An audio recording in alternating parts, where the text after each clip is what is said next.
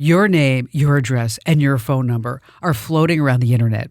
Easy for strangers, scammers, and companies you've never heard of to find. Data brokers and shady databases collect and sell your private details to anyone willing to pay, putting you at risk of nonstop spam, scams, and fraud. You can't stop them from collecting data, but you can control who gets to keep it. That's why I use Incogni. They remove your private information from more than 420 of these sites automatically. And with their unlimited plan, you get total coverage. If you spot your personal details anywhere else online, just send them the link, and their privacy experts will get it taken down. It's the easiest, most complete way to protect yourself and personal life.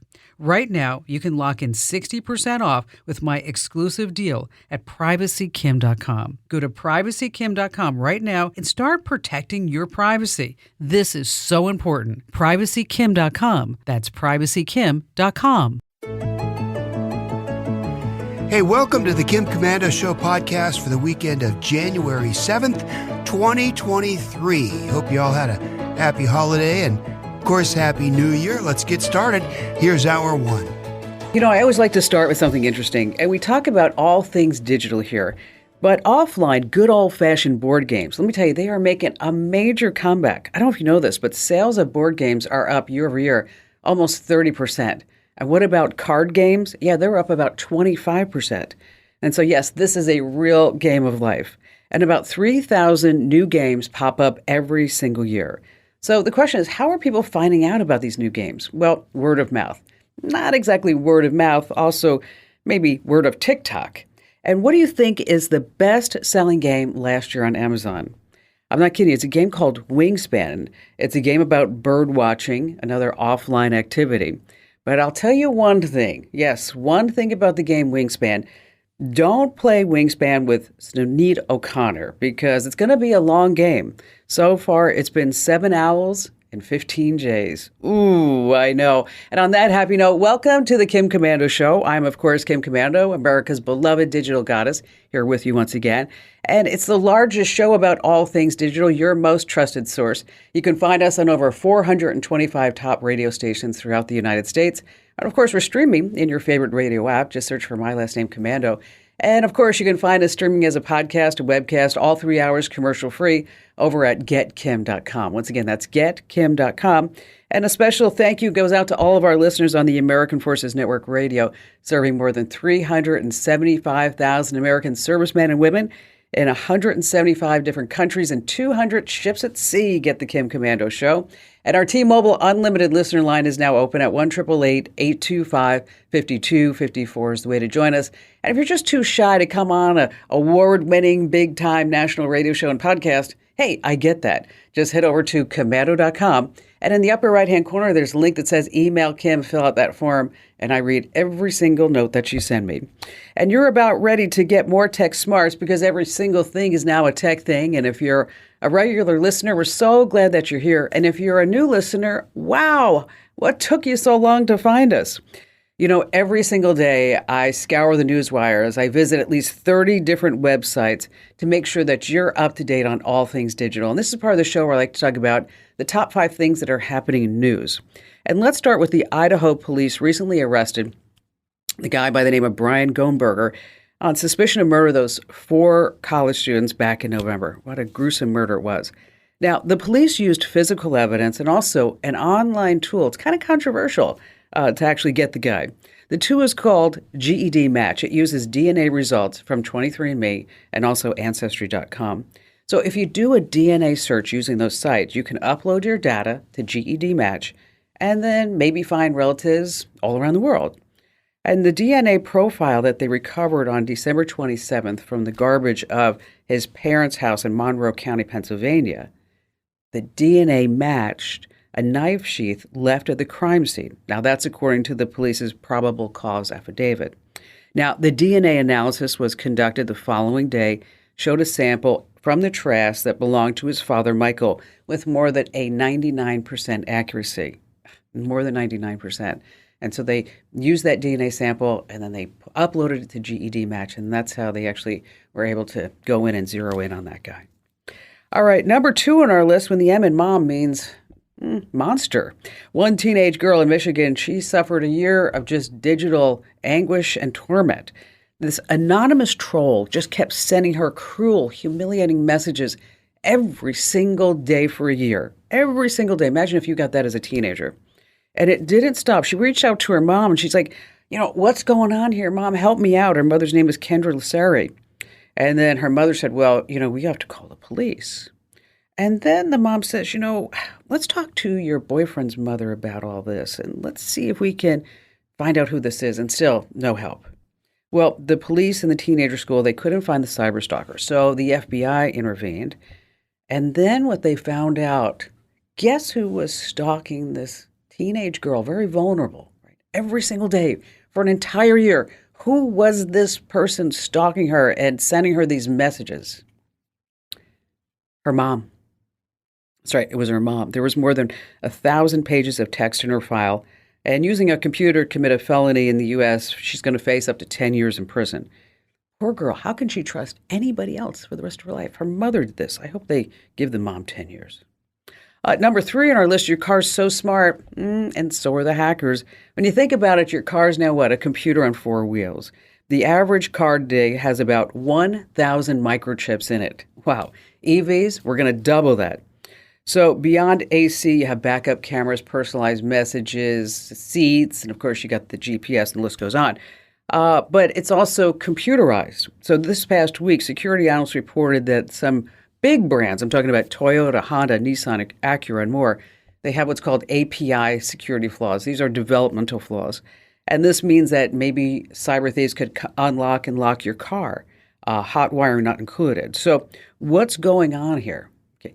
Well, these automakers really need to get their act together to make sure that these computerized cars on wheels are really, really safe. I mean, what's the worst thing than finding out that your car has been hacked? Not finding it. Number 4 on our list, these people are just dopey. It happened this past week in Germany on the Autobahn.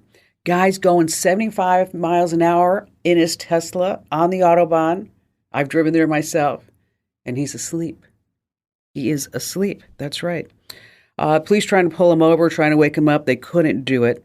And they believe he was probably on drugs, but it wasn't his first time sleeping behind the wheel because get this, they found a steering wheel weight attached to the footwell of the driver's side. How crazy is that? Talk about drifting into eternity. And finally, this coming in at number 5, the best sound to wake up to is what? Some research out this past week, and they listed the best and worst alarm tones that you should be using on your iOS device, your iPhone. And so let's take a listen. Okay, so here are the top 3 that you should be using. Sencha, By the Seaside, and Uplift. Here, take a listen.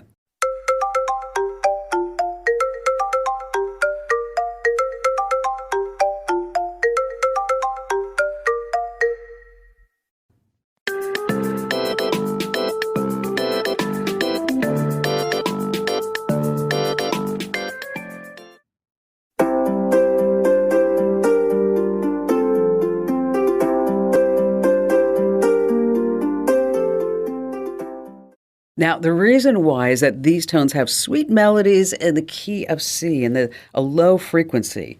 That makes you nicer to be around in the morning. Now, the bottom 3 are chimes, beacon, and radar. These are awful. Sorry about it. Take a listen.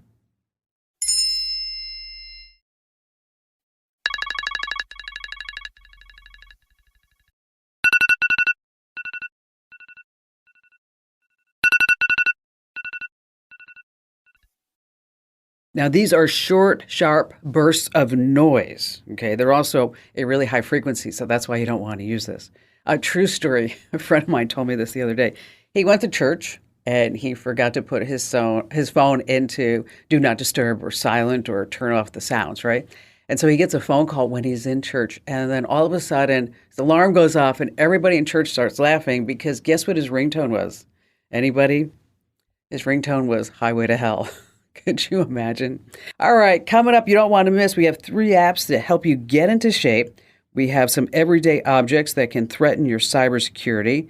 We're going to tell you some new tricks you can do with your Echo. And hey, if you got a new tech gift, I wanted to make sure that you secure it from hackers. And of course, we have all of your phone calls here on the Kim Komando Show. Hey, our T-Mobile Unlimited listener line is now open at 1-888-825-5254 is the way to join us. And just a quick reminder that you could win a $500 Amazon gift card right now. And you can enter to win over at commando.com/win. Once again, that's commando.com/win. All right, coming up in just a few seconds, we're going to be talking about the best apps to get into shape. And how about we start this hour with Rebecca in Cape Cod, Massachusetts? I've looked to you for a lot of advice for a long time. And I'm at the end of what seems to be local help, and even Apple and other places are having a hard time trying to help me. I have a phone that I've been told either has stalkerware on it or is duplicated or cloned. Okay.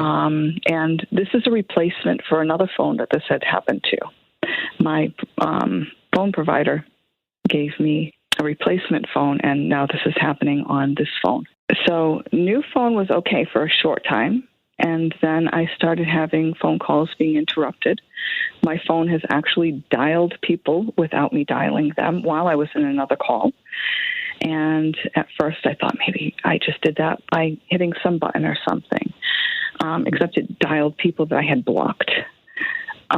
My phone has also recently been detected in Maryland, and I got a notification from the Maryland Department of Public Health to sign up for COVID alerts. I called the Maryland Department of Public Health, and they told me that the only way that could happen is that my phone would have had to have been there. So is this examples of what's happening right now? Yes, these are examples of what's happening right now. And even in meetings that I've gone to, like NetMeet, GoToMeet, was interrupted by another entity several times trying to enter. And that's the Maryland COVID alerts that just happened within the past week or two. Oh, gosh. And so Apple how long have you guys? That somebody's. I'm sorry. How long have you guys been separated, divorced? We've been separated since spring of 2021. Okay, and then now you're divorced. No, divorce is not yet. Okay, but you're working towards that. Yes. And that's something that obviously he does not want? No, that's something he wants. Yes. Okay. It's wanted. Rebecca, you know what? Rebecca, let me just, when you are answering a question, I'm losing like the first couple of seconds. Let me just ask the people in the studios, are you also losing that? You're hearing her complete sentence? Okay. Then there's something else going on with me, but that's okay. All right, we'll just continue. All right, so he's no longer living with you, correct? We are living in the same building, but he is not with me. Is it a house? It's a multifamily home. Okay, all right. Here's my speculation. Is that you're both using the same Wi-Fi network, correct? He should not be. I have changed the passwords and I've changed the modem. Okay. Have you changed the router itself? Yes. I just did that recently. Okay, so you have a new router, you have a new modem, and want to make sure that you have really strong passwords that there's no way that he could ever guess those. Yes, and I had changed the passwords prior to this many times. Okay, but on the new router, you changed everything. Yes, it is a new network name and new passwords. Okay, good. All right. Because that's a lot of times, I'm just telling you, Rebecca, is that people will just replace it or they don't replace it. And then they're wondering what can actually, how somebody's getting all this information or what's going on. My advice would be for you to see if you could get so this router, let me just back up. So this router is only being used by you, correct? Correct. Okay. All right. Wow. what I'd like you to do, and gets kind of technical, but we can walk you through it, is I want you to see on the router if there are any what's called open ports. And there's something called port scanning that maybe he is doing to see is to trying to break into this another way. Another idea would be whether or not he has physical access to this router and to see if there's something attached to the router that you are unaware of just by plugging something into an Ethernet port. Because if you say it's multifamily, maybe he still has a key or he has a way to still get into this house. We thought of that, and the internet service provider just yesterday moved the service so that it would be on the same floor as I am and would not be running through any other part of the house. I still haven't even connected my computer to that yet. Okay. What I would do is I would not use that router. I would not use the same internet provider as he's using. It's hard for me to diagnose from here other than to say I would just advise you to cut off all ties, anything to this building, anything to that current ISP. Because, as your husband, you guys are still married, he can still have access to certain records. He can still have access to certain accounts. Once you're divorced, that's when we can cut those ties. Either A, I'd move, which I would probably do if I could afford it. B, just sever all ties to that current ISP, set up your own internet that's not tied to anybody in the building, not tied to the building, and you get a cellular hotspot for about $50 a month. And until you can really cut every tie with this guy, I want to make sure that you're safe and everything that you're doing is safe, because think of all the time, effort, and energy that you're expending on this. Wow. I mean, it's playing against your body, and I'm sure it's playing against your mind for certain. So what I want you to do is have a clear mind and, again, just cut all ties, because that ISP, something's happening in that building. I'm not there to do it, but you might want to hire a computer forensics investigator because they could probably go through all the nooks and crannies. But if you can't do that, just as I mentioned, get a cellular hotspot or get Starlink and just start fresh. And again, thank you for your call. All right, stay right where we are. We have more of your phone calls, as well as there are 6 everyday objects that are posing a real serious threat to your cybersecurity. I'm going to tell you all about that here on the Kim Komando Show. All right, coming up in just a few minutes, a great digital privacy tip about 6 everyday objects that are threatening your cybersecurity. And later on, if you got any new tech gifts for the holidays, we're going to walk through how you can really make sure that you're going to secure it and lock it down from those hackers. All right, if you have an Echo Show, I'm sure you're just tired of yelling at it. Oh, Alexa, stop it. Alexa, off. Alexa, cancel. Well, now you can stop Alexa timers with just a wave of your hand. So if you're ever sitting there saying, set a timer for 20 minutes, and then you're trying to tell Alexa to stop, and the kids and the dogs and everybody is just in the kitchen, well, now you can just wave your hand. It's called gestures. And you can use it without any voice controls or even needing to touch the screen. So to turn all this on, you're going to open your Alexa app, go to settings, and then nosy around inside the device options. And in there, you're going to find gestures. And before enabling, just make sure that you do know that you are once again, yes, giving Amazon access to your camera. And get this, you can also control your Google Nest Hub and Nest Hub Mac displays this way too. Dismiss timers, alarms, pause media, all by just waving your hand. It's like magic. All right, back to the phones we go with Carl in Roanoke, Virginia. So I've been struggling with what to do. I'm a physician, and I would like to, and I have some expertise that I would love to share with the world. And so I would love to be able to start a blog, and then eventually maybe monetize that blog if I can, but still at the very beginning stages of everything. And so I recently tried to experiment with WordPress, and I find it kind of daunting. They give you all these apps that you can use and so on, plugins and so on, but I don't even know where to start. And I also don't like the idea that you're responsible. Like I'm responsible for backing out my site and making sure it's running. And if it goes down, I have to figure out what's wrong and put it back up. And I'm wondering if there's another provider out there that provides all this stuff and it's more of a drag and drop kind of thing that you might recommend, because there's a lot of choices and I don't know where to start. And I was just wondering if you had any advice to help. Before we get to the website, tell me more about what type of information that you want to share. So just general information, nothing specific, So, for example, my expertise is in multiple sclerosis, so I would like to be able to, put out advice to patients in general, not specific advice, not treatment advice, but just, if you have MS, this is what you can expect, for example, or these are the types of symptoms that you might experience with that type of thing. It's something that I've been thinking about doing for a long time. At some point down the road, I'm even write a book about it, but I'm not quite there yet. And so I thought, well, maybe a blog would be a good way to start and just help people out there in general who have this condition. Well, and that's very admirable that you want to do that. And I just want to talk a little bit about the site itself and then maybe some marketing ways. Now, the number one search site in the entire world is currently Google. Number 2 is YouTube.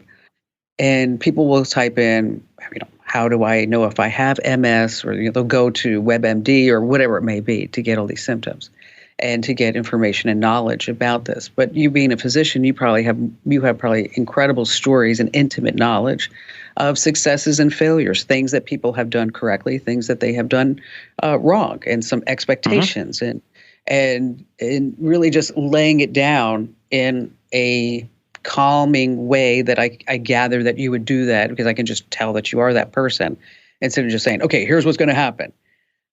My advice would be let's start out with, instead of a written blog, what I'd like you to do is to establish yourself on YouTube, to maybe do some videos. Are you comfortable on camera?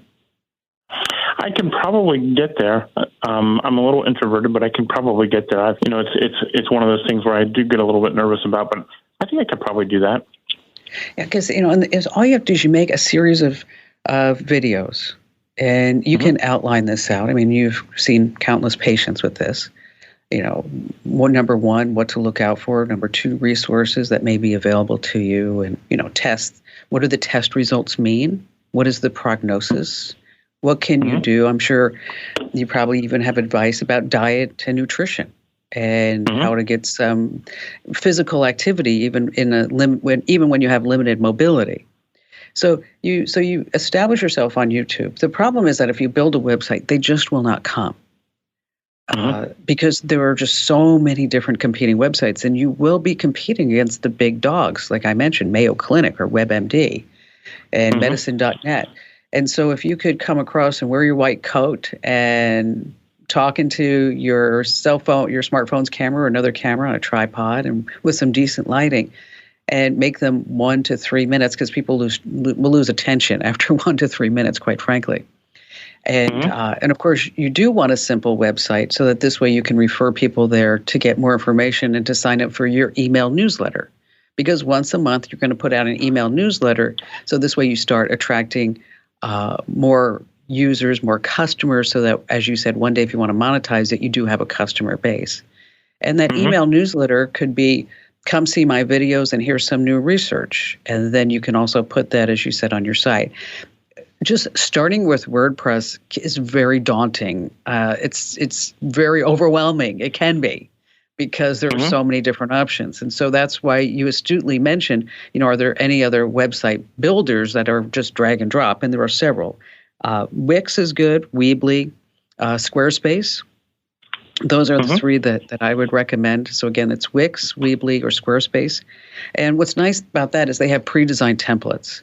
And so you can use the templates, and you know that your site is also going to be compatible with the various devices, whether they're on a Samsung Galaxy or an iPhone or even on a Motorola flip phone, is that they're able to get it, because probably over 50% of your viewers and visitors to your website are going to be on some type of mobile device, right? Maybe 60% or 70%. So you start out by having your own YouTube channel, make a couple of videos. At the same time, build your website, and the website's going to cost you anywhere between, say, $12 and $20 a month. But you're not going to have to worry, as you said, about, is it up? Does it work? Right? Okay. So, because your expertise is in medicine, we don't want to be a pocket protector nerd, right? We just don't want to do that. And you know what, doctor, if you need any help afterwards, you get to a certain point, you get stuck, you have my number. Just call me back. I'm always happy to help you out, and anybody really, to take your business to the next level. And again, thank you for your trust in us, and thank you for your call. A couple of things in mind in case you are thinking about starting your own website in your business. The big important thing is to make sure that you have a great domain name. You want to keep it short and memorable. Use some keywords. Try to avoid any numbers or hyphens, because that makes it really confusing for you to say, hey, go to my website. Is it the number 3, the way that you spell 3, or 4, or 4, or 4? I mean, it's crazy. And also consider your extensions.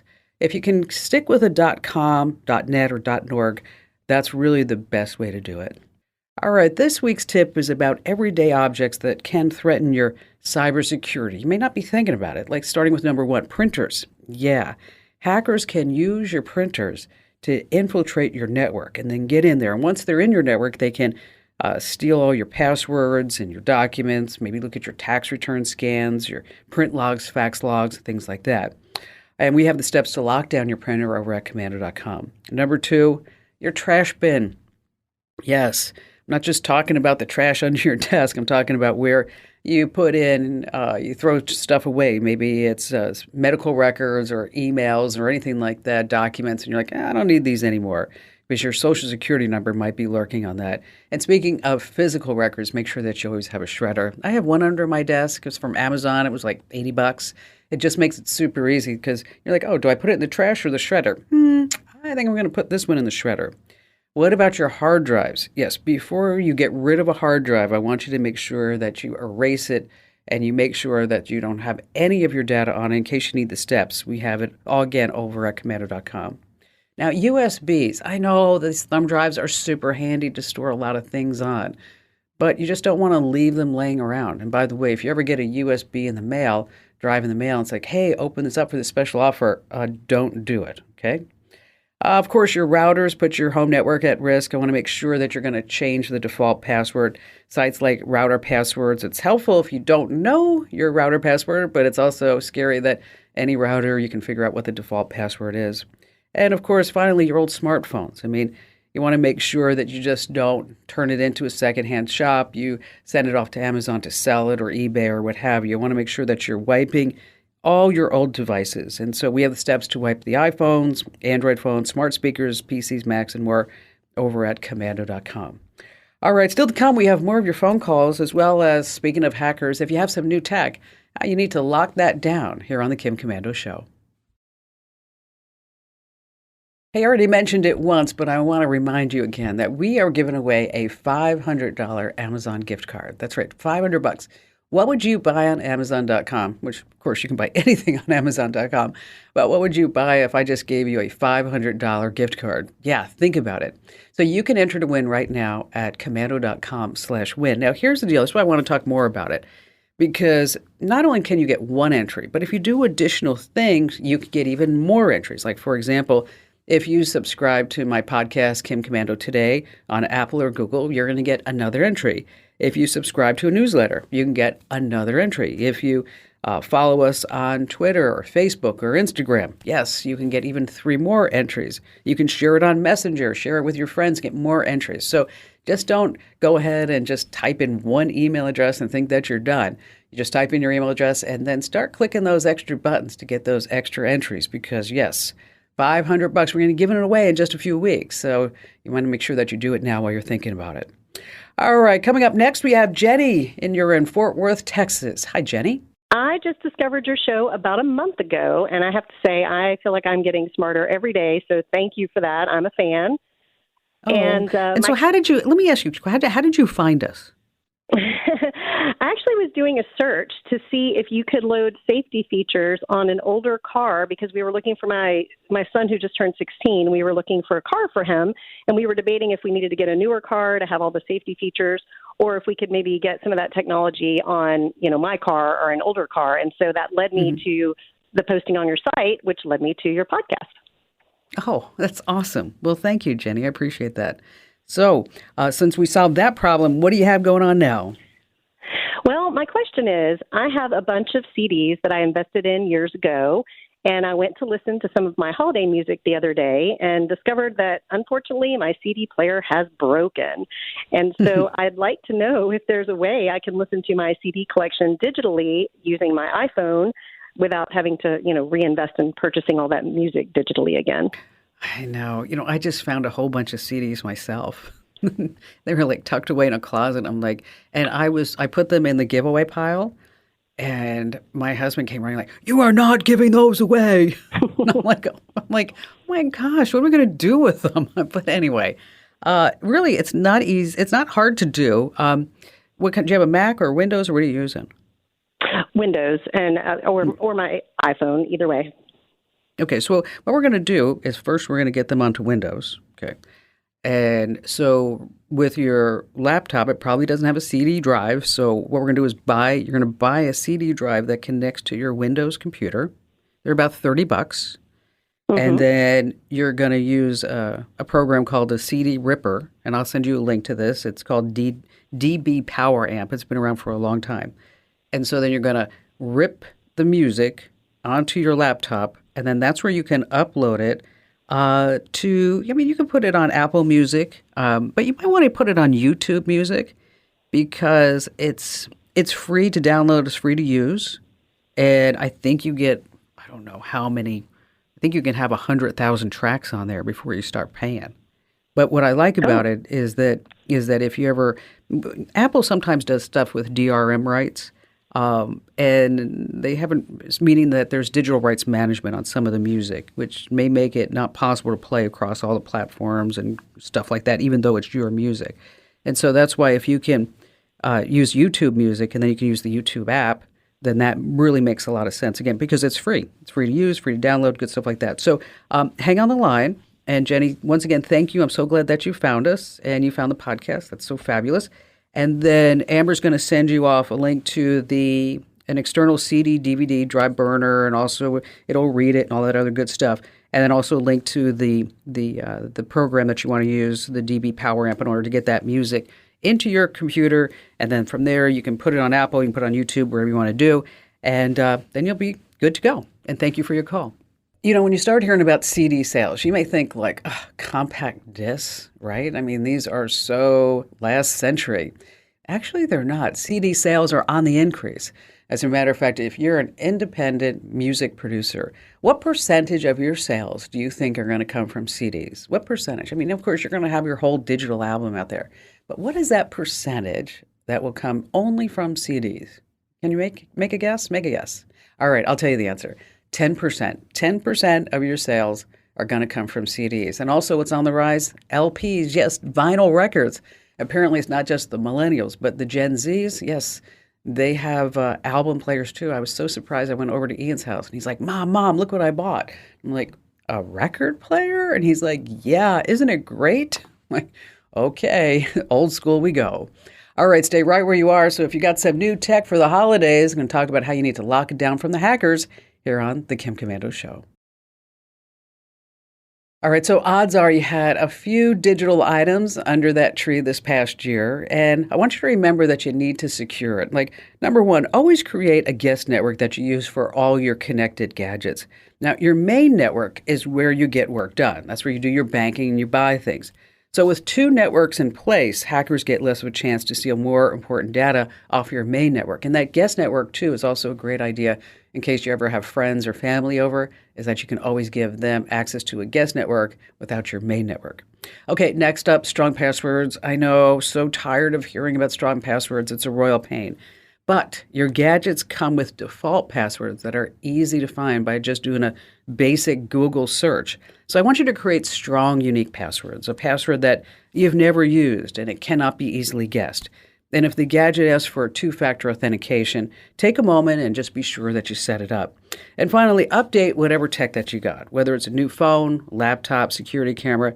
Let me tell you, they already hold security risks that hackers love to exploit. And these updates will make sure that you close all the gaps. And if you love short tips like this, make sure that you get our podcast called The Daily Tech Update. Wherever you get your podcasts, just search for Komando with a K, of course, and make sure that you subscribe or follow our daily tech updates. And thanks for listening to this hour. Don't forget, if you need any additional help, you can always find us at the website. That's komando.com, KOMANDO.com.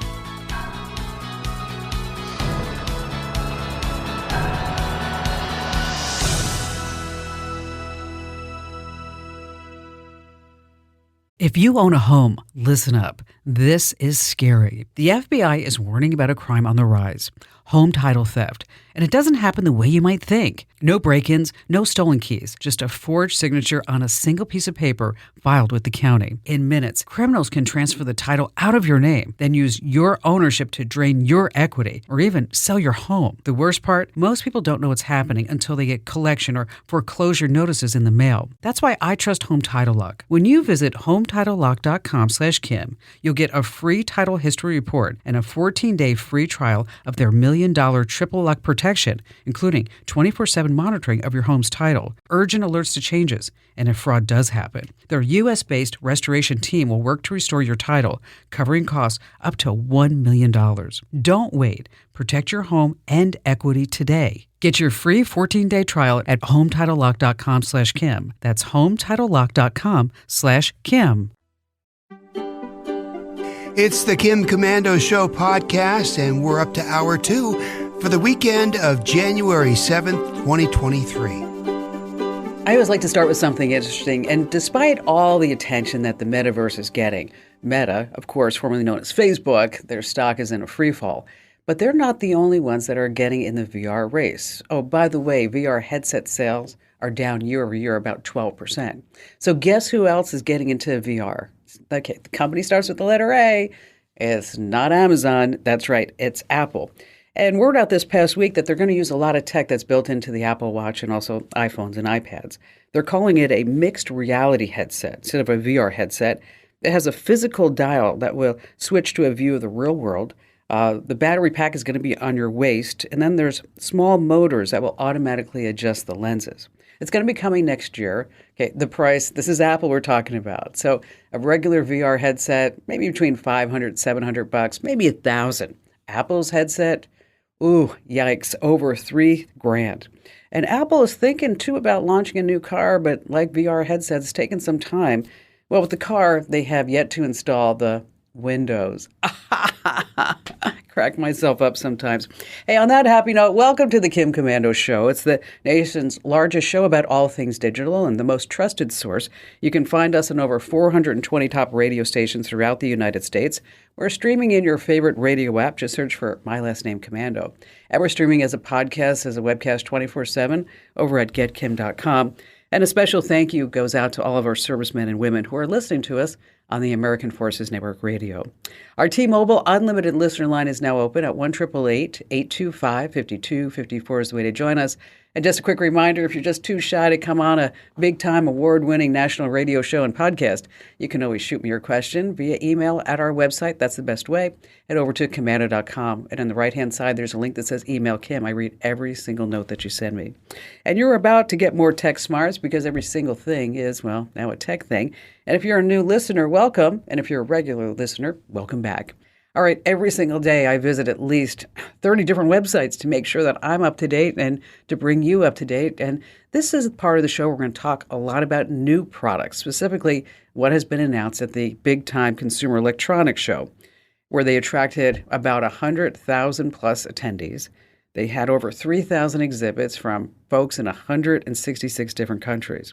But the big thing at CES this past week, was, well, cars. As a matter of fact, 25% of the Consumer Electronics Show was dedicated just to cars and car tech and automobiles and computers and EVs and things like that.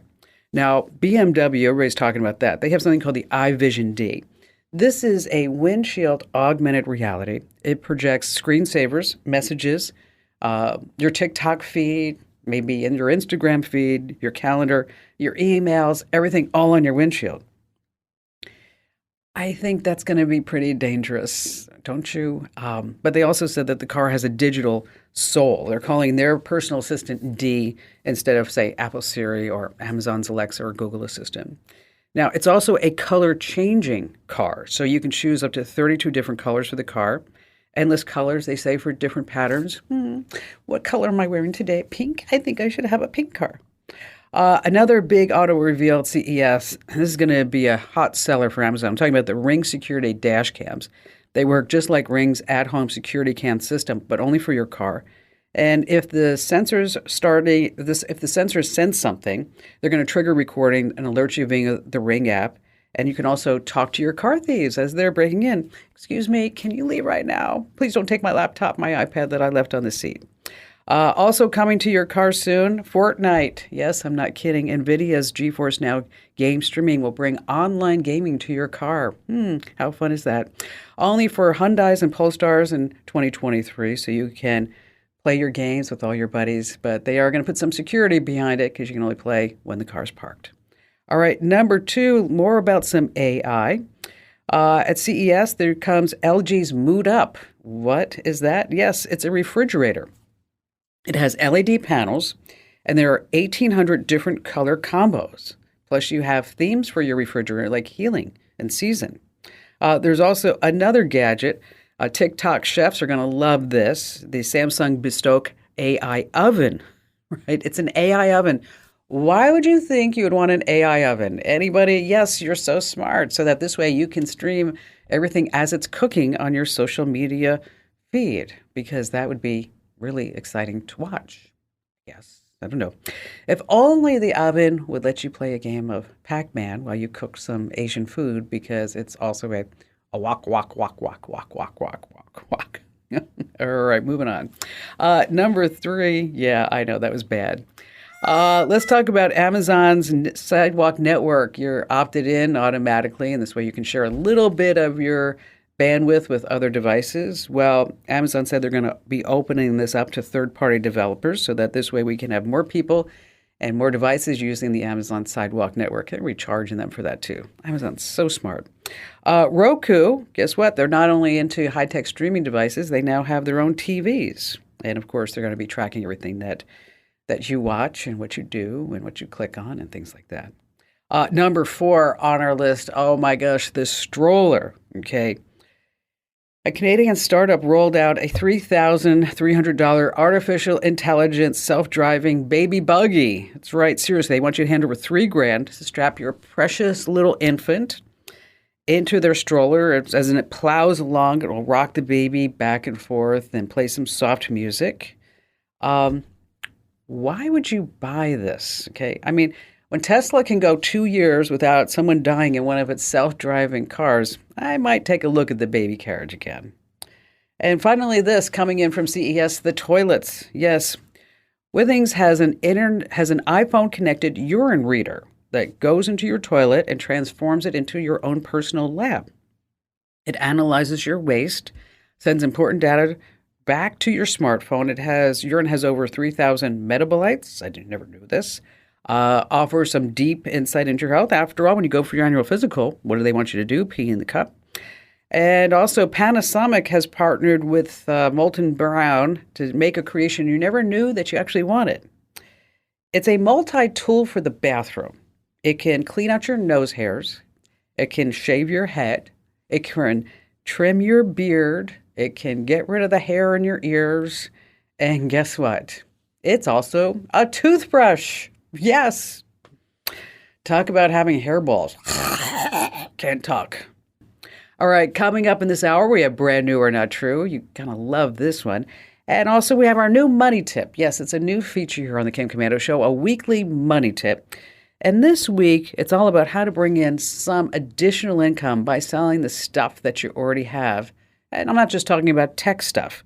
And then also later on this hour, how to see the apps that are listening and whether you have an iPhone or Android. And of course, we have all of your fantastic phone calls you don't want to miss here on the Kim Komando Show. Hey, our T-Mobile Unlimited listener line is now open at 1-888-825-5254 is the way to join us. And if you want to keep tech smart, well, I want to make sure that you're getting everything that you can from us, free for the taking. Make sure that you sign up for our newsletters. Head over to komando.com/subscribe. And we have 12 different newsletters for you to decide which ones that are really appropriate for you. So whether you're on Windows, Mac, Android, or it's a small business that you're trying to run, is we've got some tech tips that will keep you up to date. And again, they're free. And we're not going to sell, lease, distribute your email address to anybody ever. So check it out and sign up now over at komando.com/subscribe. All right, John in Austin, Texas, welcome to the show today.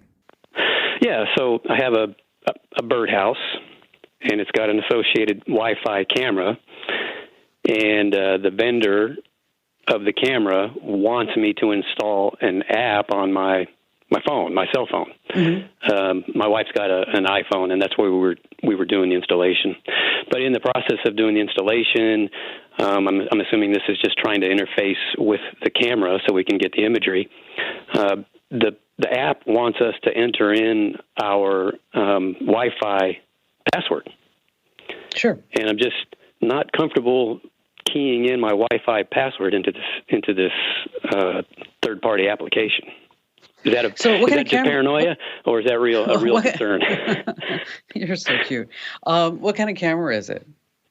It's what kind of camera in it? It is. It's a Wi-Fi camera. It's running on 2.4 gigahertz Wi-Fi.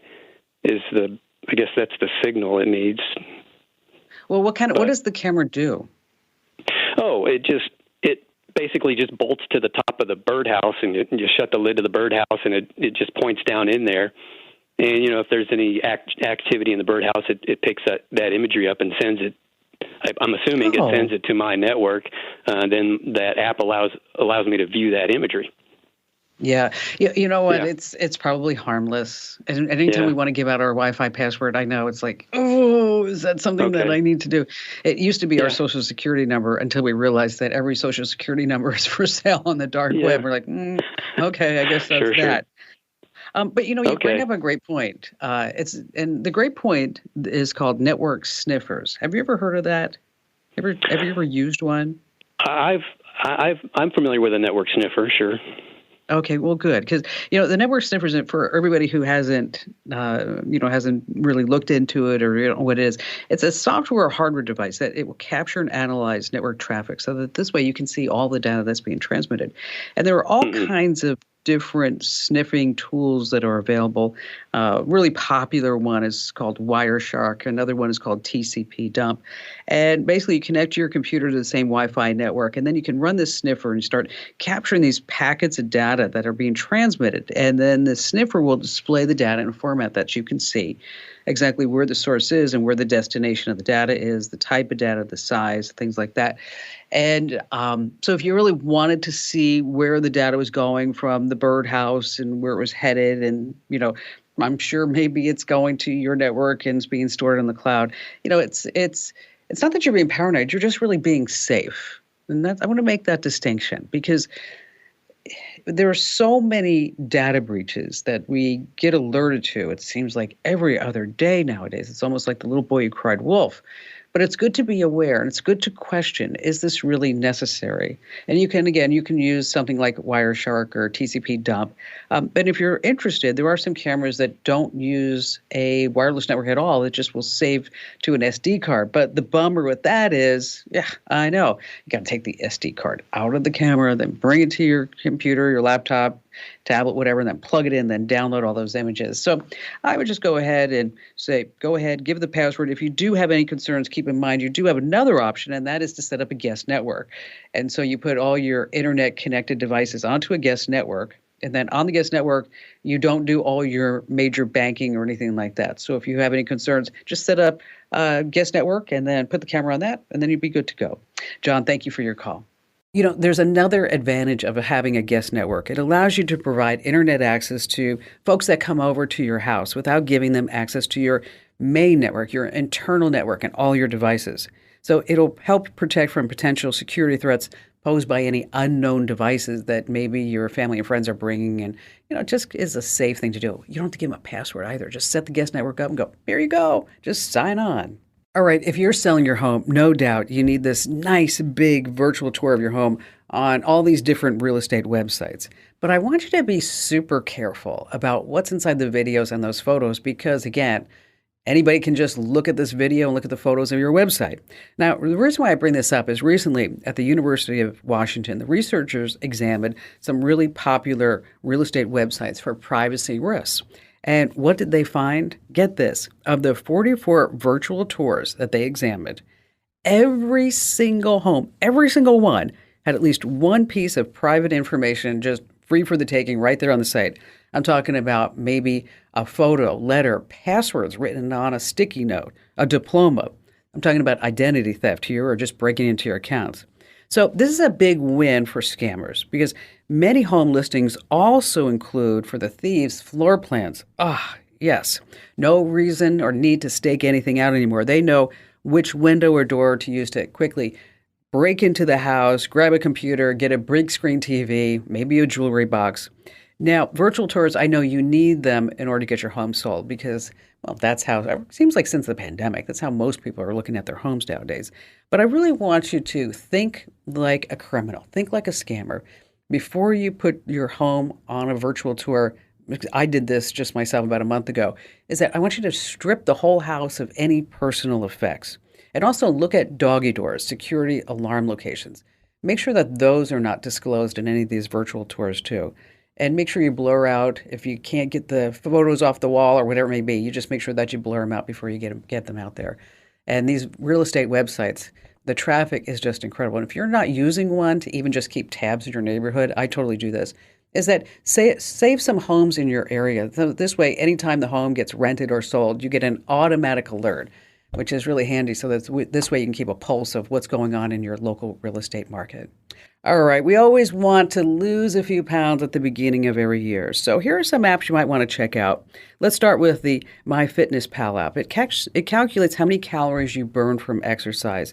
You just put in the food you eat per day, and it'll pop out an accurate calorie count. Now, keep in mind that people underestimate how much they eat from 20 to as high as 40%. So that's why if you can keep track of your calories, it makes perfect sense. Next up, the 8Fit app is great if you're the type of person who needs some hand-holding. It brings personalized on-demand workouts and meal planning, puts it all in one app. And finally, Apple Watch owners, this one's for you, Fitness Plus Walks, Apple Watch and iPhone owners. It has a series of guided workouts.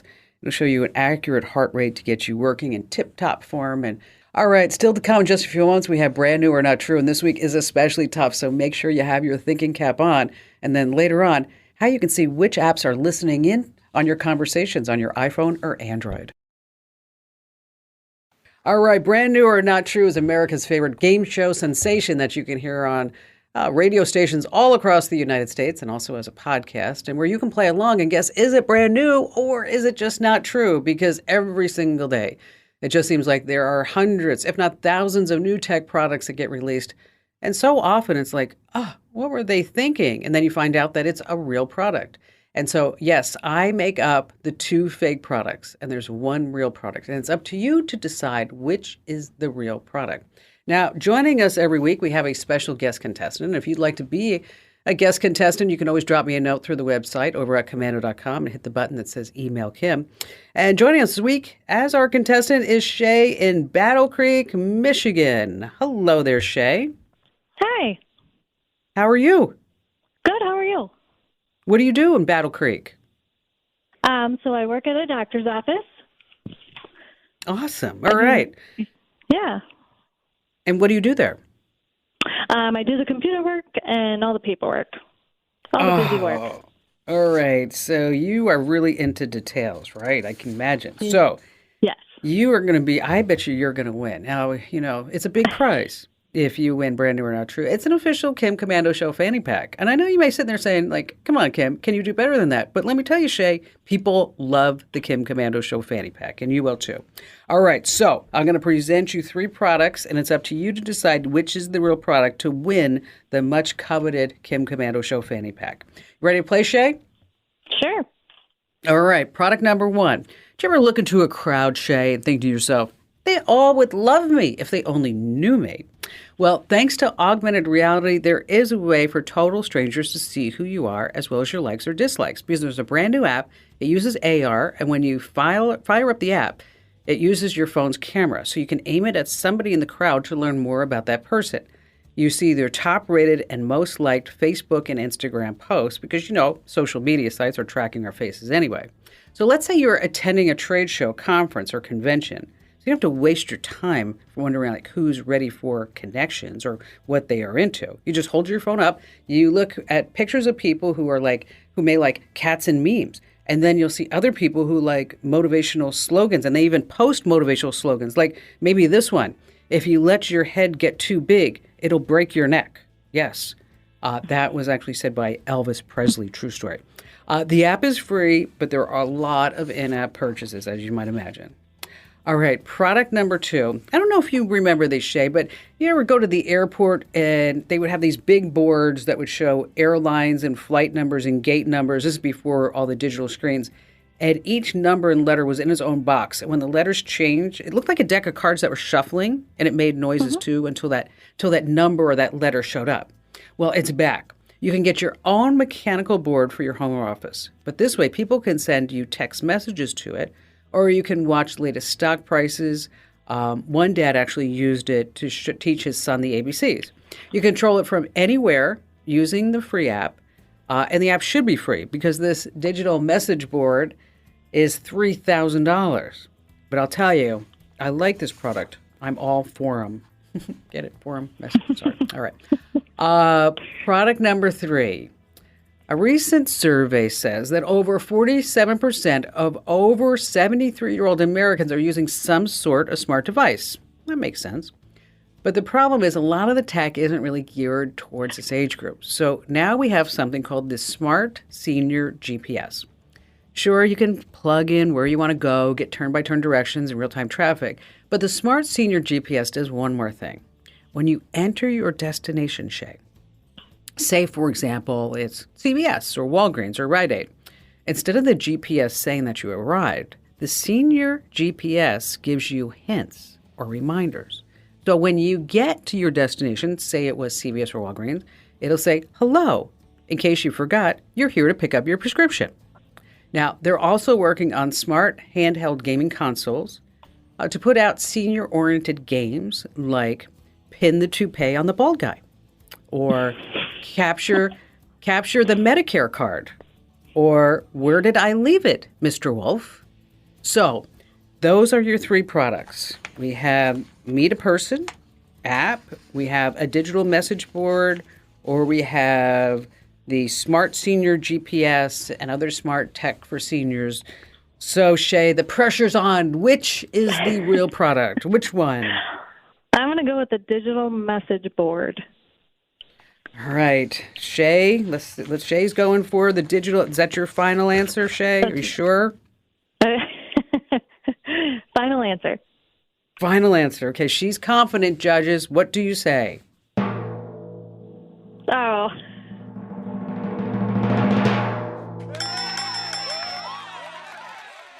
This is a Vesta board, a wonderfully mechanical display that you can control from anywhere. Way to go, Shay. It's $3,000, though. Oof. I know, that's a crazy price. Yes. I was thinking it should be more like $300.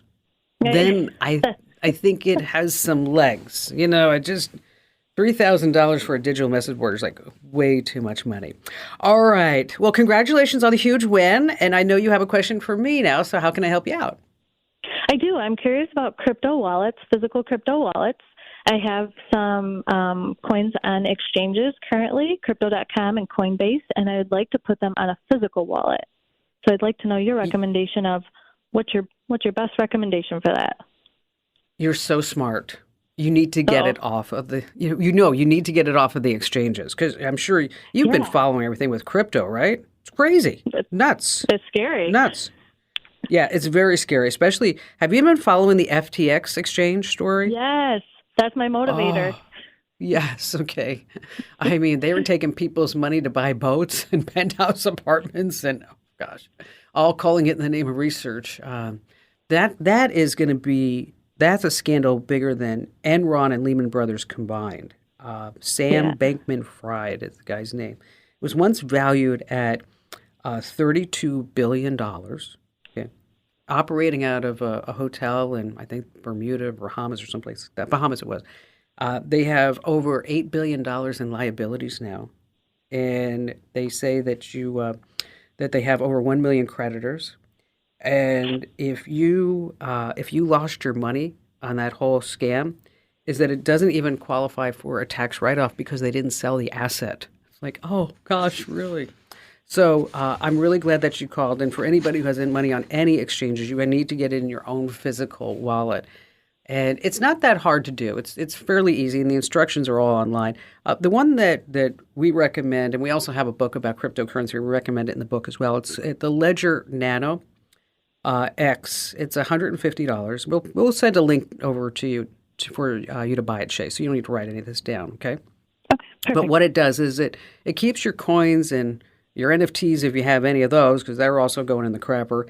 But it's a hardware wallet that you can manage all your crypto and anything on the go. There is a cheaper one, the Nano S, but here's the deal, is that the more expensive one has Bluetooth and a longer battery life. And so it seems, if you're going to be putting your money into a crypto wallet and you have it like on a couple exchanges like you do, Shay, get the Ledger Nano X. It's $150. And if you are wondering what's going on in the cryptocurrency marketplace, make sure that you get my daily podcast, The Daily Tech Update. I've been following this very, very closely.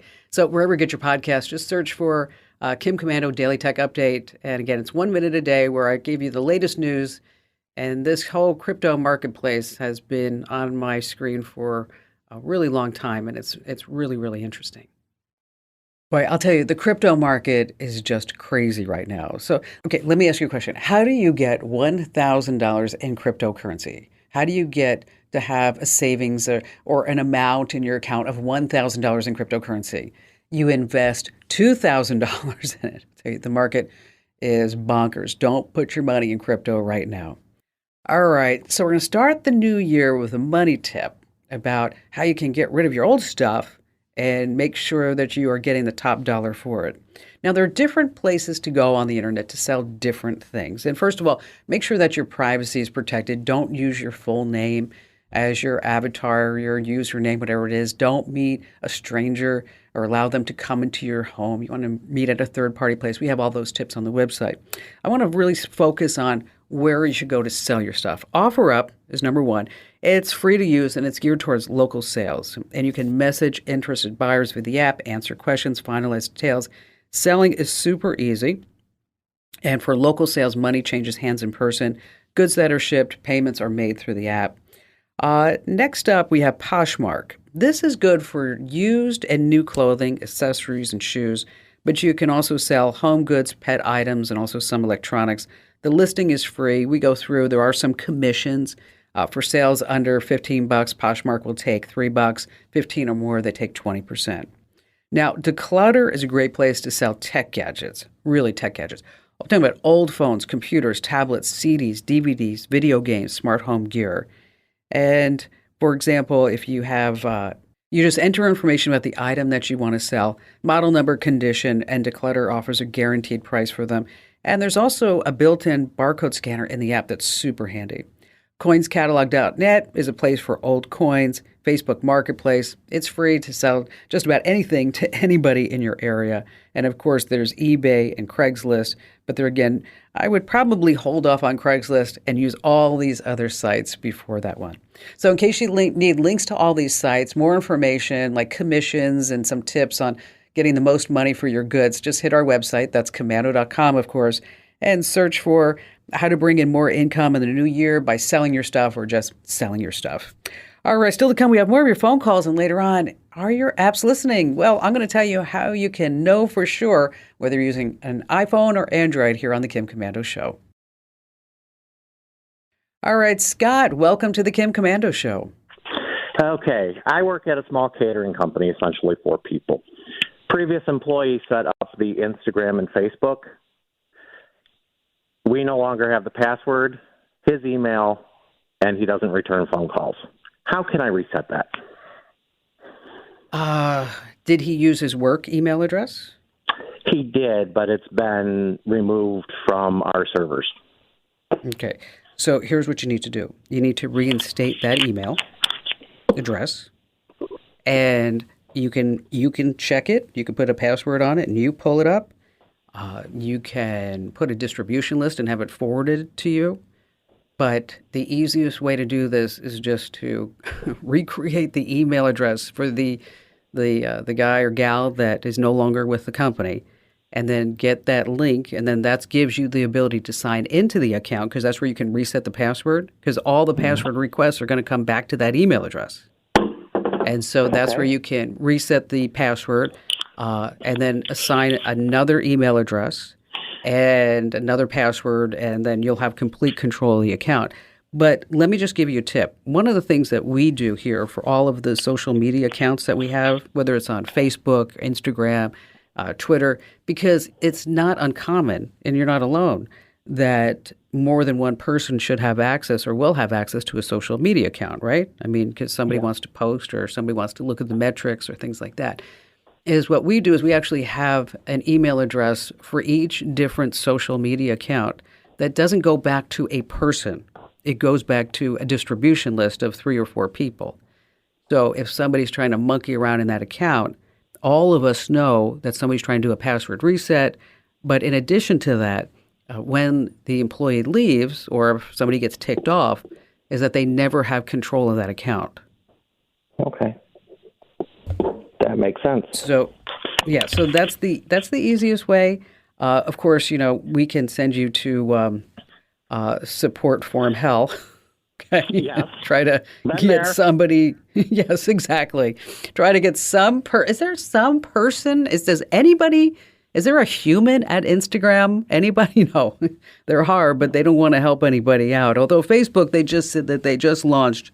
It still blows me away that we have this $1 trillion company, right, or whatever they're making lately, and they have no customer service department. None. Zip. They just opened a chat line over at Facebook if you get hacked. But I haven't heard some good news about it really working. So anyway, Scott, thanks for your call. And yes, I did help you out. So it's a happy day for all. If you're doing social media for your small business, one of the things I really want to stress is that you should have a content calendar. So this way you can plan out the content that you want to post in advance. This way you can make sure that you're consistently posting high quality content that is really important for your audience to see.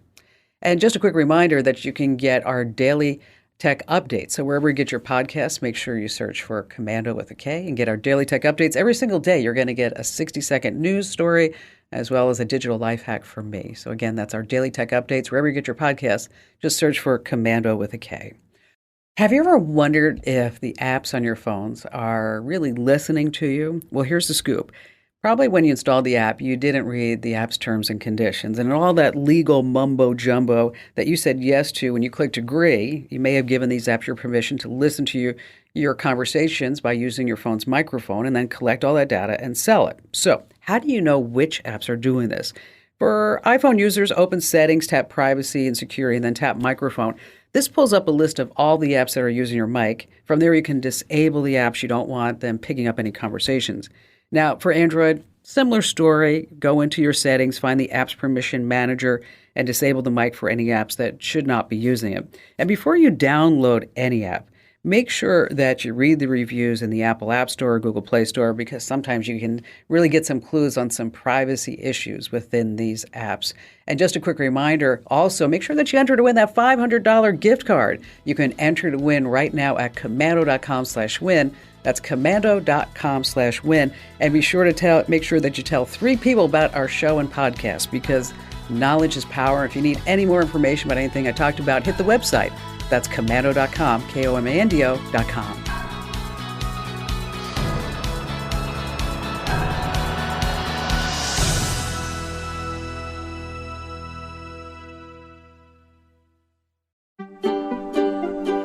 It's the Kim Komando Show podcast, and we're up to hour 3 for the weekend of January 7th, 2023. Thanks for listening. I always like to start with something interesting. Now, I don't know if you know the name of the company. It's called Wing. Wing is the drone arm of the company Alphabet, which is really Google. Okay, did you get all that? Makes all sense? All right. Well, this company, Wing, was delivering some food, and the drone got tied up in power lines, and it put the electricity out for about 2,000 people for a while. But the part that I think is funny is that when Wing was asked about, hey, what happened? They said, that getting into the power lines, that was not an issue. That was a controlled landing. Really? A controlled landing? Well, drones are actually making some impact, no pun intended, for all kinds of deliveries across the country, really around the world. And they do make sense for packages, say, under 10 pounds. Now, pizza outfits, they are really getting into the drone delivery business. Think about that. If you could have a pizza delivered by drone instead of having somebody get in a car and then go to the front door, just kind of drop that pizza right by the front door. And let me tell you, this is just not pie in the sky talk either. Hey, welcome to the Kim Komando Show. It's your most trusted source for all things digital. It's the biggest show. And you're about to get more tech smarts on everything because every single thing is now a tech thing. And if you're a new listener, so glad that you're here.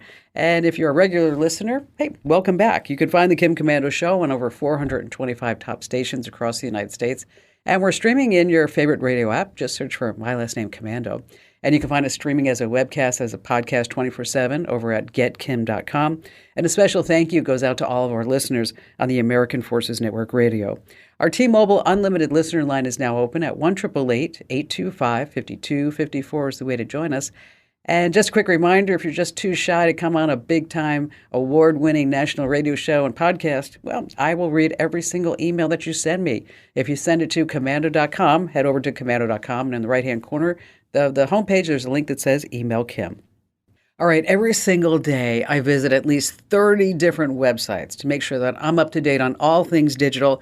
And this is part of the show where I like to go behind the numbers that you see in a headline. What does it really mean to you?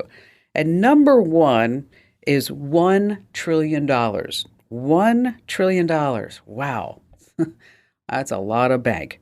That's how much that we have spent here in the United States on online purchases in the year 2022. And online spending, when you think about it, it's just so easy. We've got all these different websites. We have all these different apps. But there's a catch that I want to bring to your attention. You know, you might notice that when you go to an actual retail store, when you go to the grocery store, that the prices are cheaper. That's right. Than maybe when you're using Instacart, or maybe if you're buying food, it's cheaper at the restaurant instead of using Grubhub. So most items are probably at least 15% less expensive, maybe even 30% less. And then, of course, when you're buying things online to get delivered, there are service fees. That's maybe between 10 and 15%. And then you have to go ahead and tip the driver, and you got to be careful of that because sometimes the automatic selection is like 15 or 20%. And I might lower that if, for example, it's 6 bottles of wine. Maybe it's not worth 25% or 20% for somebody to do it. So always keep in mind that don't always take the auto selection on that tip. So it all starts to add up. So keep in mind that if you are on a budget, if money's tight, you might want to stop using all these delivery services. I know it's a lot easier, but you can save some money by actually going to the store. All right, number 2 on our list is 500. Yes, that's how many cars were stolen in Staten Island, New York through mid-December. It's an 86% increase. Why are all these cars getting stolen? TikTok, that's right, the Kia boys. These are a bunch of influencers, and they are teaching everybody on TikTok how to steal cars. Their mothers must be so proud. You can just type in hashtag Kia Boys into the TikTok search bar, and you can see some of these videos. And TikTok's not taking them down. Basically, they demonstrate how to break off ignition covers with a USB drive or a screwdriver to bypass the ignition. And once they do that, they just cruise away. It works on certain Kia and Hyundai cars. And it's not just inside New York. It's actually happening throughout the entire country. So what can you do if you have one of these cars? Use a steering wheel lock, install a kill switch, and then make sure that you turn on the security system, the active alarm system on your car. And they're also getting sued, by the way, Kia and Hyundai, because they're saying, owners saying, you should have known this is happening. You need to give us a fix. These are vehicles manufactured from 2015 to 2019. And unfortunately, there's really nothing else you can do except make sure that you protect your car. Maybe keep it in the garage. That would be the best thing. Number 3 on our list of 5 numbers that you need to know is 46. Netflix and chill is now Netflix and bodybuild. That's right. Instead of Netflix, we should call it Netflex because Netflix is adding a Nike training hub to get you out of your couch and off your chair, 46 workout videos. And so why are they doing this? Well, so this way you're no longer couch potatoes, and they are actually struggling to keep their membership. I know this way you can't share your passwords anymore. And they've come up with these tiers that will make sure that you will keep your Netflix subscription because you're going to see some ads along the way. But they've lost 970,000 subscribers in July. Wow. But meanwhile, you got Peloton and NTC, NordicTrack. They are actually raking in new numbers. And so one of the things that you might want to keep in mind is that before you sign up for a fitness video, some membership, or an app, because you think you want to lose some weight at the beginning of the year, see what Netflix will actually offer you, because you're already paying for it, so you might as well do that. I mean, Netflix has been making some questionable decisions about its content. I agree. I mean, but I'll tell you, I've seen stranger things. The number 4 on our list of 5 numbers you need to know, 3 billion. Wow, 3 billion. Can you hear me now? If you ever answered the phone and said yes, you may have been gotten duped. If you ever get that phone call, I want you to hang up immediately. These are some robo scams that are recording your voice, and then they will use that snippet as a vocal authorization to okay unwanted charges on your credit cards. And they're really going after America's senior citizens.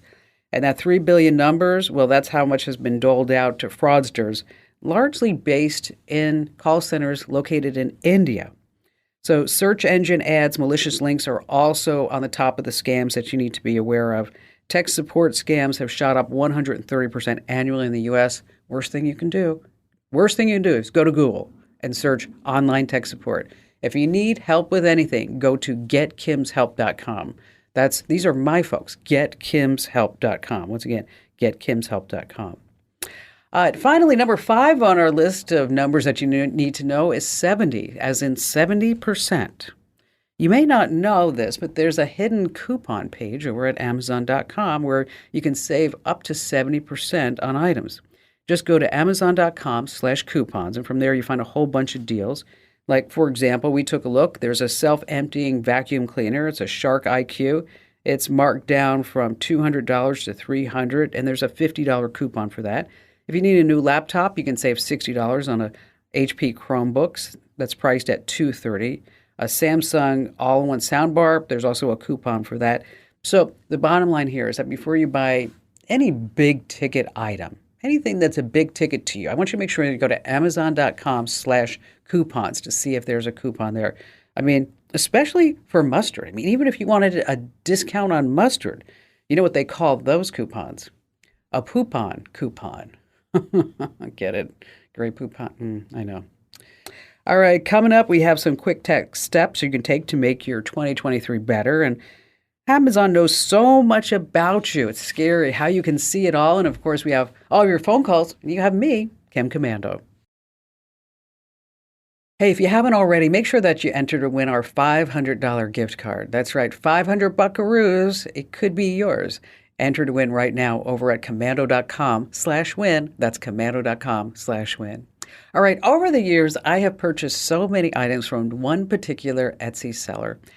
I thought it'd be fun to go behind the scenes and see exactly what it takes to become a successful Etsy seller. So here joining us right now is Nina Justman. Hi, Nina. Glad to have you with us.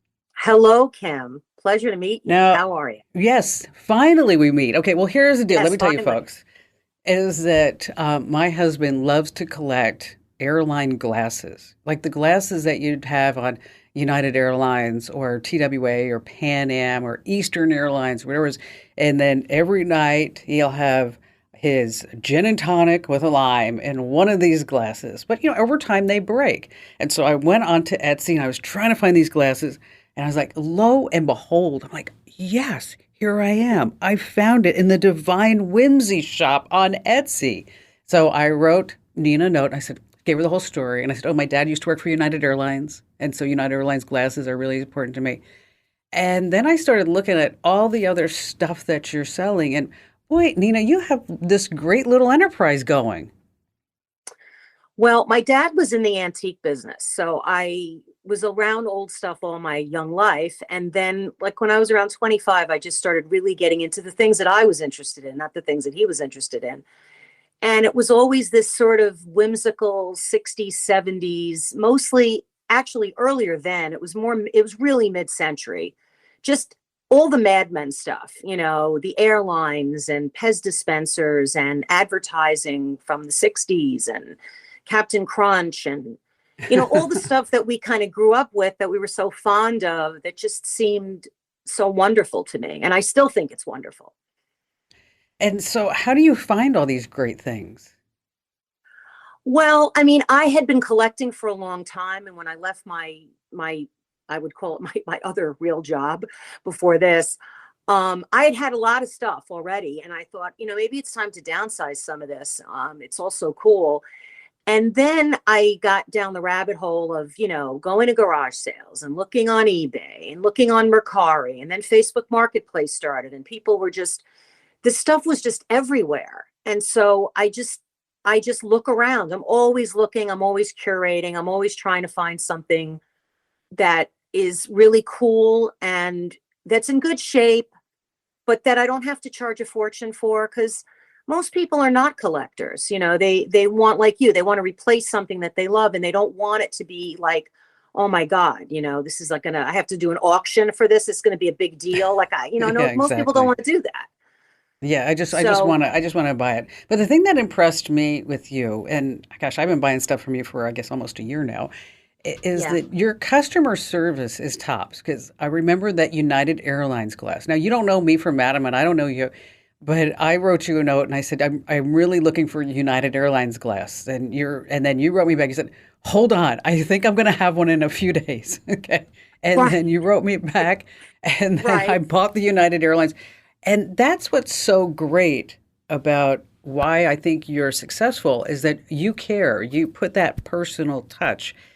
And I guess that would probably be, if we're passing along some success tips, I guess that would probably be number one, wouldn't it? Well, I think my feeling is I always send people a really beautifully wrapped item with a piece of candy and a personal note. And I cannot tell you how many comments I get from people saying, thank you for your kindness. Thank you for the sweet candy. Thank you for the little surprise. I think the internet's wonderful, and I think shopping online is wonderful. But what's missing is the eye-to-eye contact of people. And I think people need people. They really do. And I think when you're shopping in the dark and hitting send and you don't hear from someone, you really feel like, I'm in an abyss here. Like, where am I? So I always reach out to my customers because I really want them to feel seen. I want to know a little bit about them, and they usually volunteer it, why they're buying a spirograph, from 1963.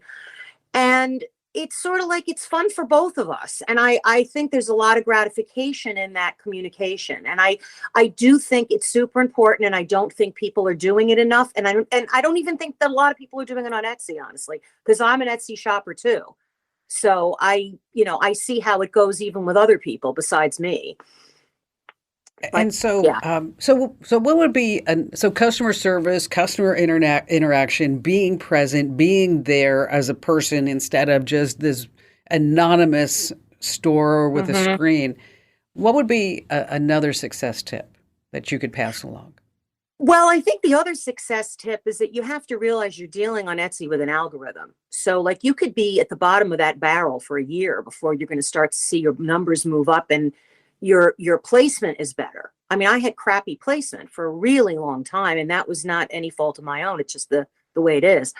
But I think if you start out with something in your shop that people are really going to want, even if it's not something you're going to make a lot of money on, you're going to get that movement up, because every time you sell something and every time you get a look, it's like, it's this magic thing. It kind of moves everything up. So I think the first thing is what? Yeah. So I think the first thing is you have to put some things in there that you may not think is necessarily important, but other people may love it. And it may not be a moneymaker, but it's going to get people in there. Right. And once they're in, they're going to look around and maybe they'll see something else.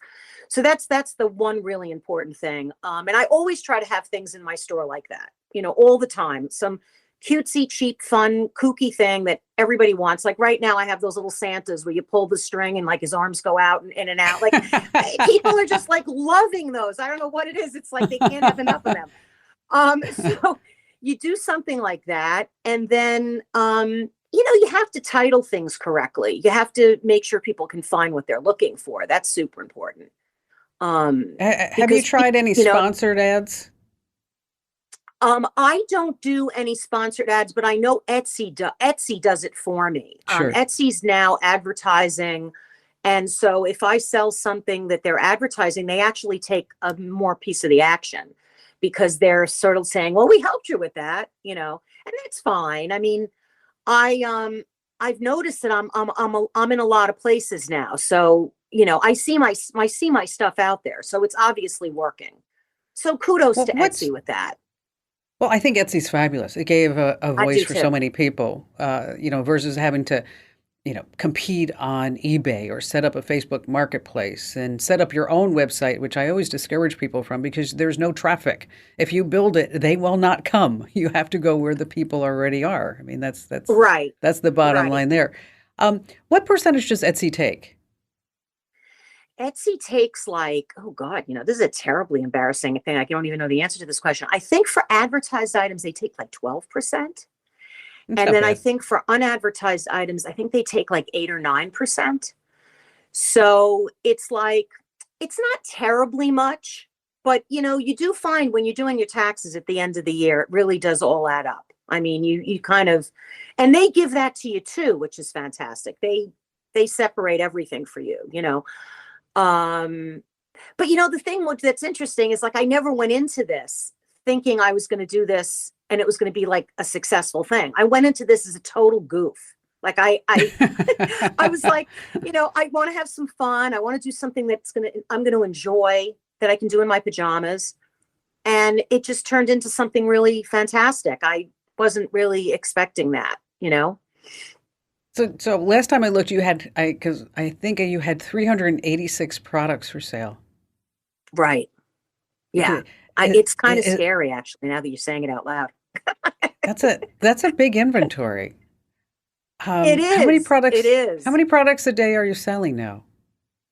Well, at Christmas time, like right now, I'm probably selling like 25 items a day. And that's pretty good. I can't speak for what other Etsy people do, but it's like, again, it's a manageable amount, you know. Mm-hmm. But it's not, I'm not gonna become Rockefeller or anything, in this little shop I have.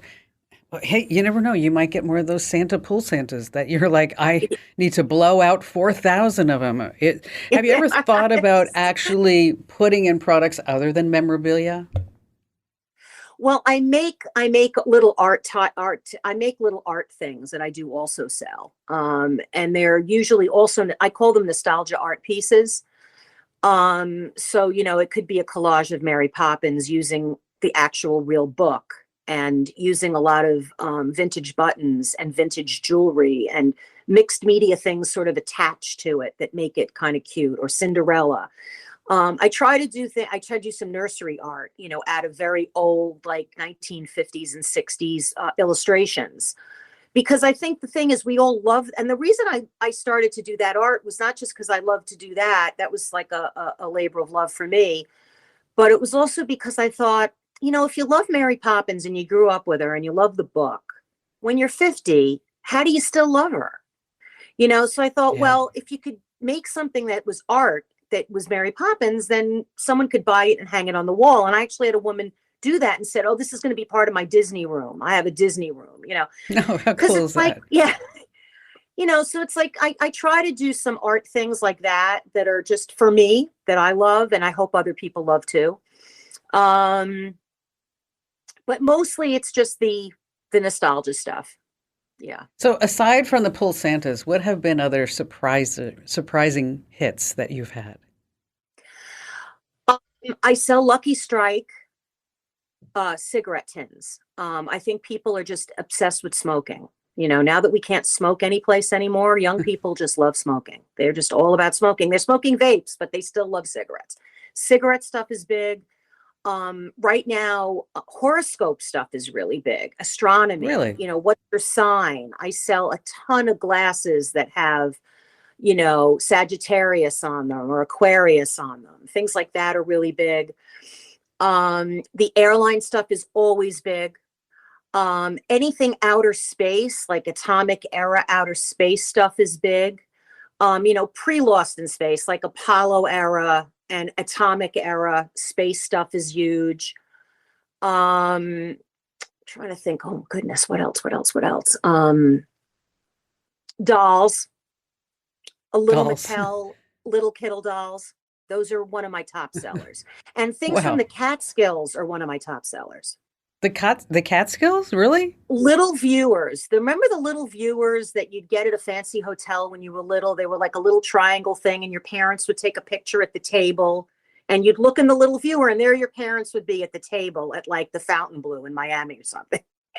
Oh, Well, in the gosh. Catskills, all the hotels had those. And so people are so nostalgic about the Catskills. I sell those little Catskill viewers like they've been on my top 10 now for 2 years of things that people look for. There's no rhyme or reason. It's bizarre. Pillowcases, old pillowcases. Really? People love the textiles. They don't do that anymore. The textiles are different. The material, Wow. the designs are things they remember from their grandmother's house. And it's wacky. It's really wacky. So you're selling really fond memories that when somebody looks at it, they get a feel good on the inside. And it's hard to find, it's hard to replace. And then you are doubling down on that because when they buy the memorabilia that they know is going to be in their heart and head, is that you are now personalizing that through a screen. And that's quite a successful formula, Nina. I'm so thrilled that you see that and you appreciate it because I love it and I wanted that reaction, and your reaction is exactly what I wanted. So that's the name of the game. I mean, it makes me happy, it makes other people happy, and and I get to hold it for a while. You know what I mean? I get to hold the Captain Crunch Bank for a while, and then someone buys it and takes it off my hands. So I don't have to have a house full of this nonsense. But it's because my husband, there's only so many Pez dispensers he can handle, before he's like, wait a minute, what's going on here? Nina, sell some Pez dispensers. Get rid of them. It's fun for both of us, It's fun. It's fun to have it for a little while and then get rid of it. So any parting words on a wannabe Etsy seller? I would say just go out there and do it. Take really pretty pictures because people the pictures will appeal to them. They will decide between yours and someone else's based on how pretty the picture is. So make pretty pictures, be reasonable. Most people are not going to spend their life savings in an Etsy shop. It's not, Louis Vuitton. It's Etsy. We're selling little fun things, and it should be something affordable. And I think be sincere in your attempt to relate to your customers, because I think they feel it. They really, really do. They feel it, and they'll come back to you if they feel it, and they do. Well, yeah, I did. I do. I mean, You I wanted did? some more. I wanted some more airline glasses, and I went to my past purchases. I didn't even Google search. I was like, "Bing, hello, Nina, There we I'm go. back." All right, that's Thanks for Nina. flying with me. Yes, Nina Justman from the Divine Whimsy Shop. And it is divine and it is whimsy. And I think if you're on Etsy, everybody go check out what Nina's got to offer. I bet you'll find something that you need. Once again, that's the Divine Whimsy Shop over at Etsy. Thank you, Nina, for spending some time with us Thank today. you so much, Kim, and have a happy, happy holiday season and a happy You New too. Year. Okay. You too. Merry Bye-bye. Christmas. Happy New Year. Bye. You too. Now, that's just a portion of the conversation that I had with Nina. If you want to hear the entire interview, learn more about Etsy rates, running ads, and her words for aspiring sellers, make sure that you get the podcast, because that's where you hear the entire. That's where you will get the entire interview that I did with Nina. It's about 15 minutes long. So if you've been thinking about getting on Etsy, you don't want to miss that. Just be sure that wherever you get your podcasts, you subscribe to Kim Komando Today. Once again, the name of the podcast is Kim Komando Today. All right, stay right where you are. We have more tips and phone calls coming up that you don't want to miss. All right, coming up, we have a tip about Amazon. They know so much about you.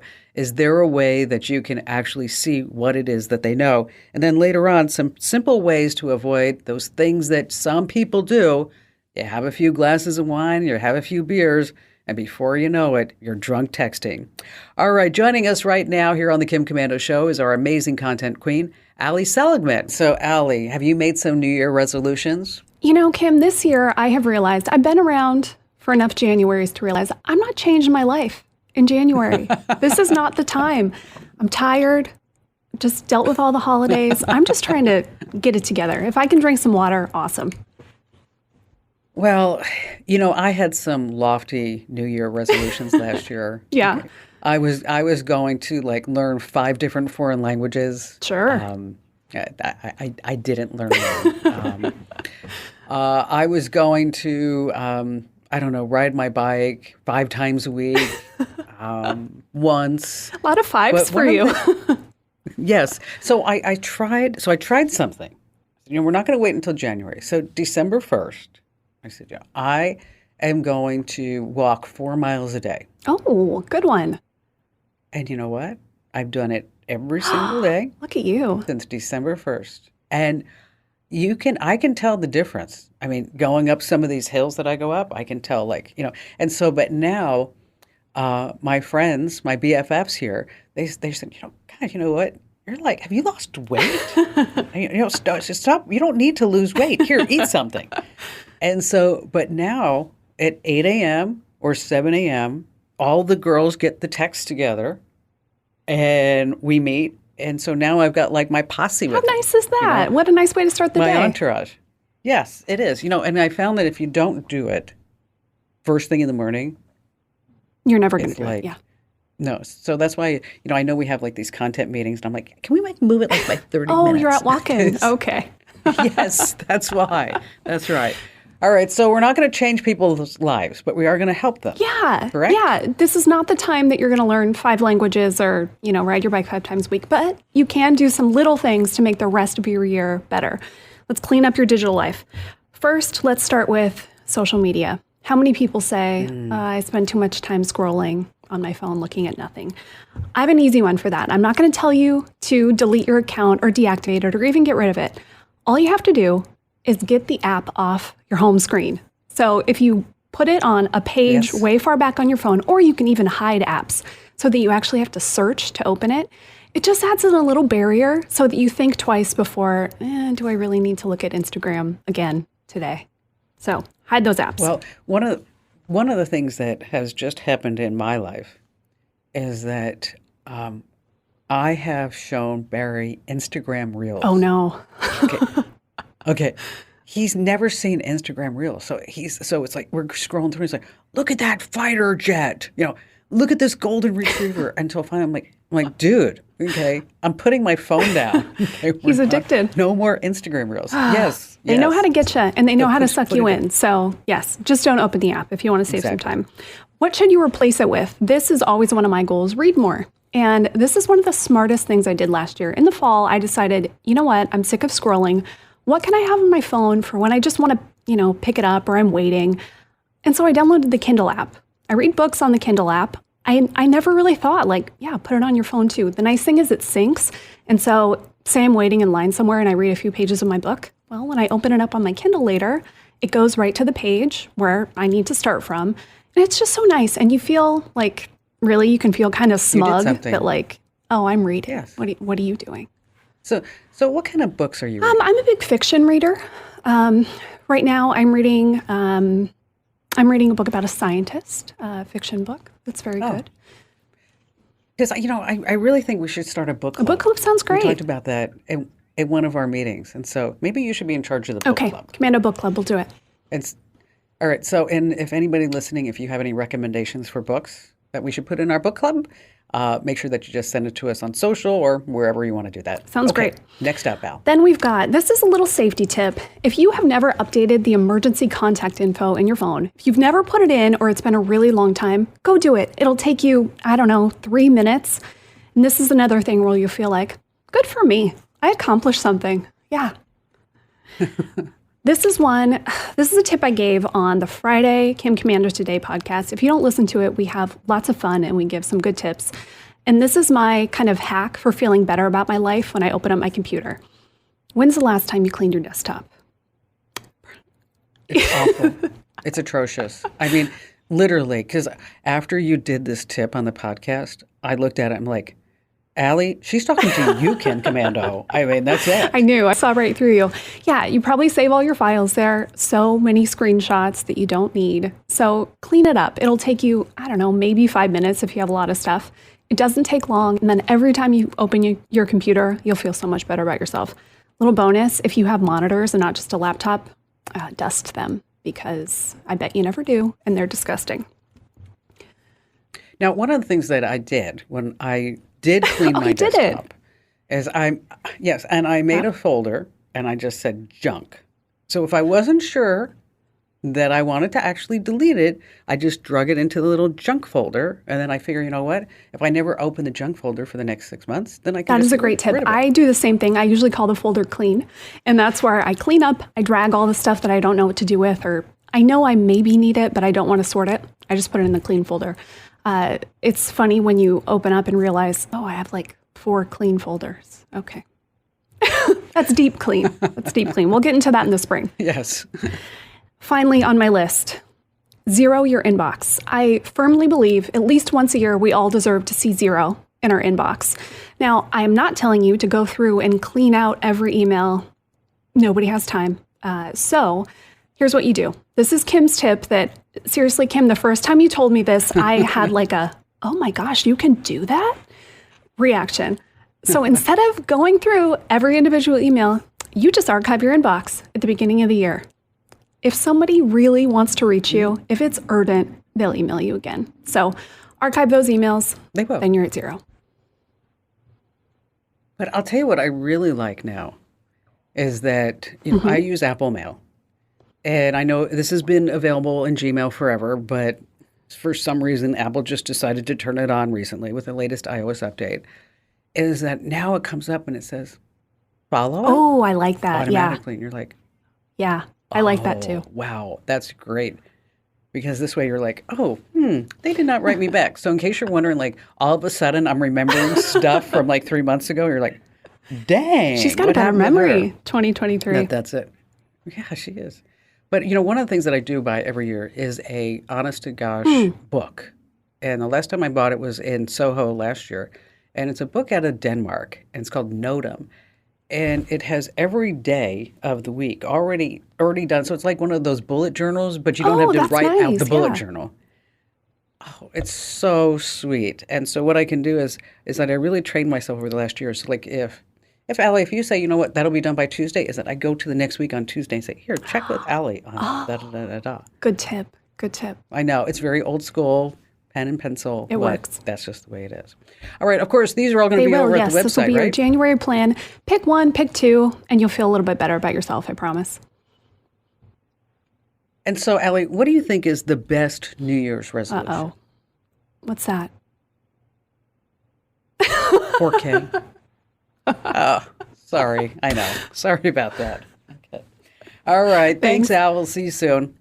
All right. This is a great tip if you use Amazon, which is everybody, don't you think? Somewhere I thought I read that like 97% of all Americans have an Amazon account. So some crazy number like that. Well, Amazon collects all kinds of data about you. And if you use a Kindle, they know what you read, how many pages you flip through, and the start and stop times, even down to the millisecond. Amazon Sidewalk, they probably have a list of all your MAC addresses and your devices that are connected to it. If you use an Amazon Echo, of course, well, they have all those recordings, right? And so you might be thinking, like, wonder what else Amazon knows about me, aside from the obvious, too, of everything that I've ever bought or browsed or searched for online or offline because I have an Amazon account. What you want to do, and this is really an interesting little test for you, is you go to your Amazon account, and then there's an option that says Request My Data. You can select all the data that you'd like to receive, and then submit your request. Now, when you're done, you're going to get a confirmation email, and then you have to click that to validate your request. Now, sit back and wait. It can take anywhere up to 2 weeks for you to receive a link in your email to all the data that Amazon has collected about you. And prepare to be shocked. Prepare, because I would tell you this, I did this myself not too long ago, is that you have probably spent more money on Amazon a year than you ever thought that you ever spent on Amazon. So again, you go to sign into your Amazon account, and then there's an option that says Request My Data. Just follow all the prompts after that, And again, when you do get that email confirmation, make sure that you click it. So this way it says, yeah, okay, this is a legit request, and this way you'll be able to get it. All right, still to come, we have some simple ways to avoid what happens when you are having a few glasses of wine or a couple of beers, a couple of cocktails, and all of a sudden you think it's a really good idea to send a text message that you are probably going to regret later on. And that's still to come here on the Kim Komando Show. Hey, just a quick reminder, make sure that you enter to win that $500 Amazon.com gift card. Just go to komando.com/win and make sure that you also do the extra entries, the things to do and to get extra entries. You can subscribe to our podcast, our newsletters, follow us on social media to get even more entries. And again, that place to enter to win is komando.com/win.